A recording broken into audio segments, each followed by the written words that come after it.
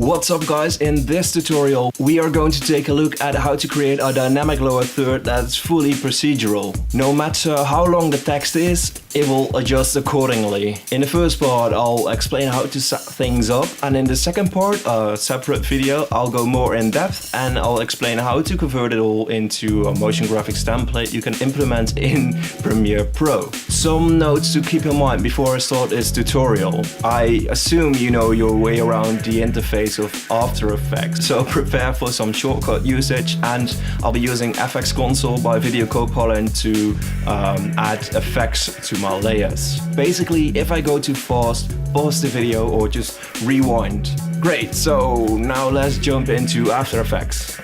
Create a new composition with whatever settings you want your lower third to be. I'll name it Lowerthird_L. Let us first set up a bunch of stuff, and I'll recap afterwards what it all is. To start off, we add a new null object and call it controller. Duplicate it and call that one 0. Change its position to 0, 0 and parent it to the controller layer. We can toggle the invisibility of both layers. Select the controller layer and add a slider to it. We call this one width. Duplicate it and rename it to height. Quickly set up some values. We can change them later, but for now 300 and 110 will do. Add a new shape layer by double clicking on the rectangle shape. Rename it to bar and add yet another slider to it. Rename this one to animation. Click on the stopwatch of the animation slider and animate a value from 0 to 100 in about 20 frames or so. I'll ease them as well, creating a nice fall-off curve. Tool down the shape layer to the rectangle path and alt-click on the stopwatch for both the size and position. Great, we've set up a bunch of stuff.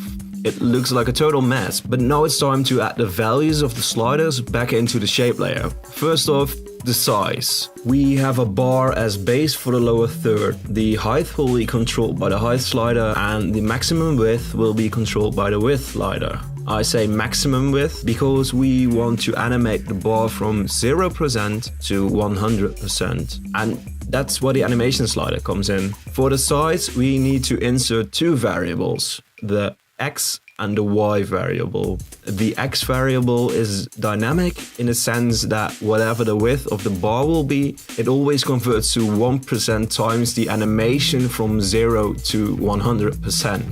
In order to target all the correct sliders, make sure that they are all visible. Type in X equals and pick with the width slider. Close it off with a semicolon. Now, Y equals pick with the height slider. Don't forget to close it off with a semicolon. And now A equals pick with the animation slider and a semicolon. To send the data back into the size, open a square bracket, type in X divided by 100 times A, comma, Y. Close the bracket. If we play the animation, we see that the bar scales from the middle to whatever the width of the width slider is. This is great, but we want the bar to scale from the left. Since the anchor point of the bar is in the middle, we want to offset the position by half the value of the bar width relative to the anchor point. So no matter what the size is, it's always half. This equates to bar width divided by 2. So X equals pick with the first value of the size, semicolon. Y equals pick with its own value, semicolon. Open a square bracket, type in X divided by 2, comma, Y and close the bracket. There you go, now the animation is from the left. Now position the bar in the left corner and let us style it a little bit. I'll quickly duplicate the bar, change its color, add a little bit of extra width and time offset by 1 frame. This tutorial isn't so much about the style, it's mostly about the technical side of the dynamic lower third. Let us add some text, one for the name and duplicate it for the description. Add a new slider to the text and call this one with name. Alt-click on the stopwatch. We want the slider to automatically read the width of the text layer. So no matter what's written, the output will always be the pixel value of the width. In order to do that, we use the s.sourceRectAtTime expression targeting the width. The code I'll be using is a simpler version of the one Evan Abrams uses in his tutorial, in which he goes in much greater detail on what it all means, so check that one out if you want to understand it a bit better. Now type in the code. I'll link it down in the description of this video so you can copy it into your own project. Select the slider controller, copy and paste it onto the description text layer. Now select the controller layer, add a new slider with the name margin, change the value to 80 or whatever, it can be changed afterwards. Scroll down both name sliders in the text layers and alt-click on the width slider of the controller layer. We want to use the readouts of both the width name sliders in order to define the width of the bar. How do we do that? We have the width of both the name and the description. And we want a total bar width comprising of either the width of the name or the width of the description and a bit of margin. For that, we use the if-else statement.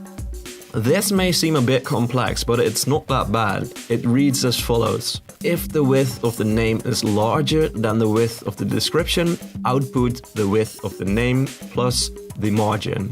If that's not the case, output the width of the description and the margin. So it always outputs the biggest value.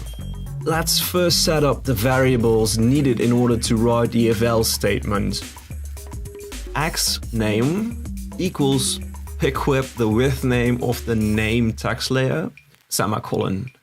xDescription equals equip the width name of the description layer, and semicolon. And m equals the margin slider. If, open bracket, xName is larger than xDescription, closed bracket, open squiggly bracket, and press enter. Tab, open square bracket, xName plus margin, close bracket, press enter, close the squiggly bracket, else, open squiggly bracket once again, press enter, press tab, open the square bracket, xDescription plus margin, close bracket, press enter, and close the squiggly bracket. Now to test if it works, change the description text into something a bit longer, and there you go. To fully finish things off, I'll add a bit of movement to the text in order to make the reveal a bit better, and copy over the animation and reverse the keyframes to animate it out. Select all layers and parent it to the 0 null. And this is what we have created, a dynamic lower third. We can change the text as we please, and everything is procedurally generated to fit. The last thing I'll show you guys in this tutorial is a quick way to mirror the lower third. To make one for the right side of the screen, duplicate the composition and change the name to Lowerthird_R. Open the composition, open the controller name and description sides and unlink. And with all the variables selected, change it to -100. Now select the text and change the text align to right align, and you're done.